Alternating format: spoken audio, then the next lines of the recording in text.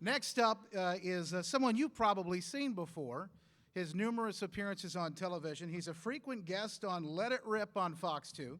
Member of the Oakland County Republican Executive Committee, running for Oakland County Commission, and of course, the board member, Zionist Organization of America, Michigan chapter.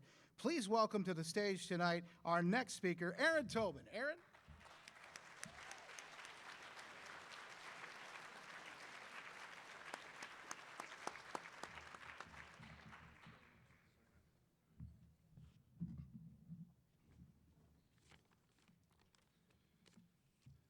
1939 was a dark time for Jews in Lithuania.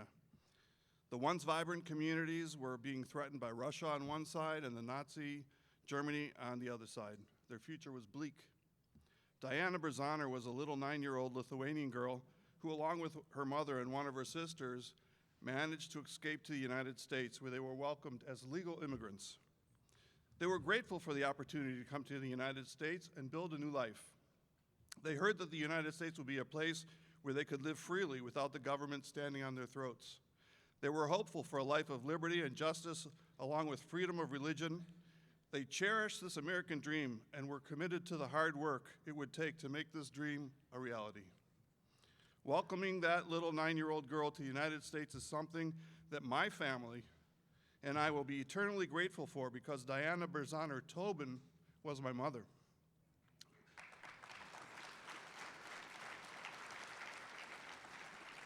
My mother's life and my aunt's lives were saved, while the rest of her relatives were murdered in Lithuania simply for being Jewish.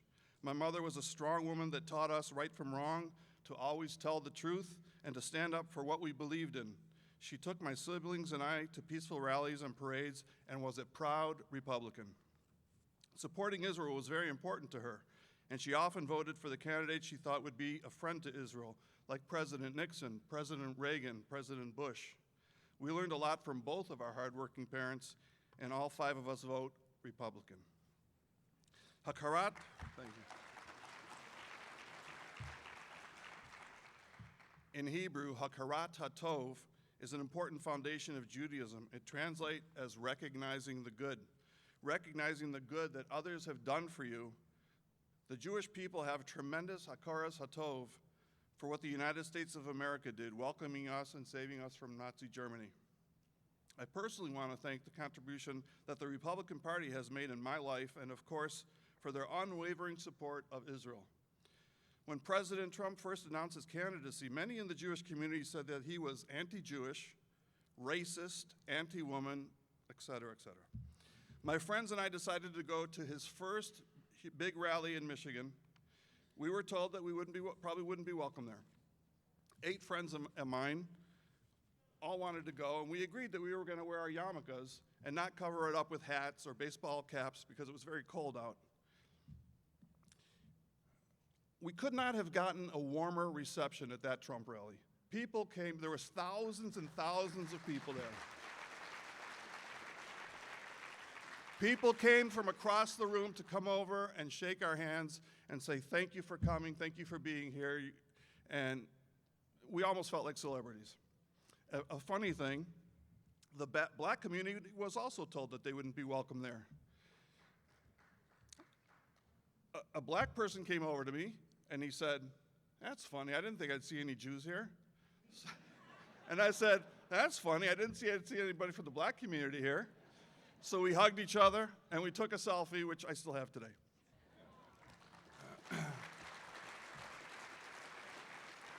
When I started coming to meetings of the OCRP, I was instantly welcomed and treated like an old friend. Everyone made me feel very welcome and an important contributor to the Republican Party, which is something Vance and Teresa are continuing to do today.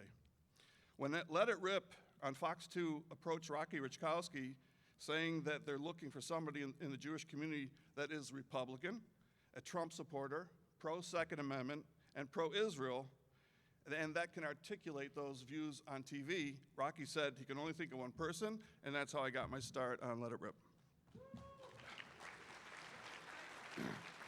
I am thankful and proud of today's Republican Party.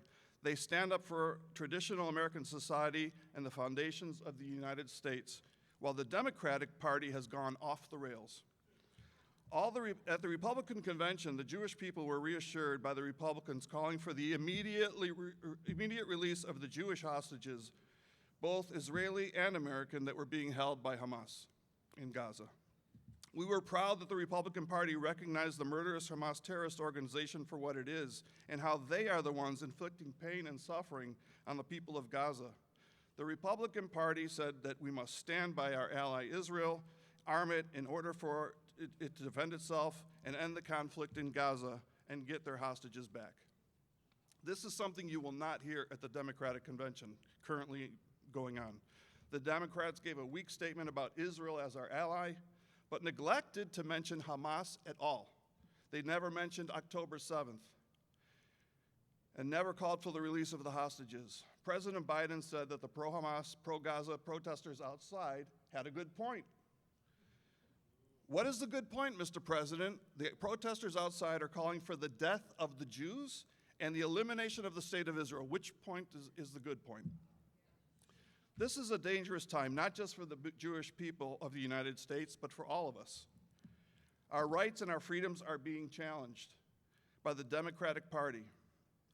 Kamala Harris is the biggest danger to democracy that we have seen in our lifetime.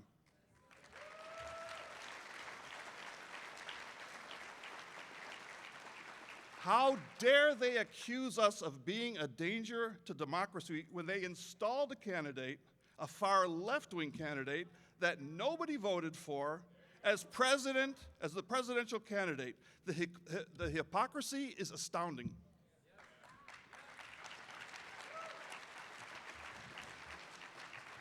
You, my friends, sitting here in this room, are the cream of the crop of the Republican Party. Most likely the cream of the crop in Oakland County, perhaps all of Michigan, perhaps the United States.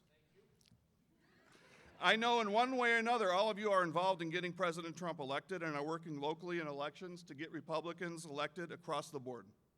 I greatly appreciate this effort and I recognize your kindness and actions. But right now I'm making a request. At this dangerous time for our country, our way of life, and our freedoms, I'm asking you in this short time, we only have about 75 days before the election, I am calling on each one in this room to double your efforts. Put the pedal to the metal and go full steam ahead for the success of every Republican candidate and, of course, get Donald Trump elected our next president of the United States. May God bless everyone in this room. May God bless Michigan, the Michigan Republican Party, the Republican Party, and the people of the United States of America.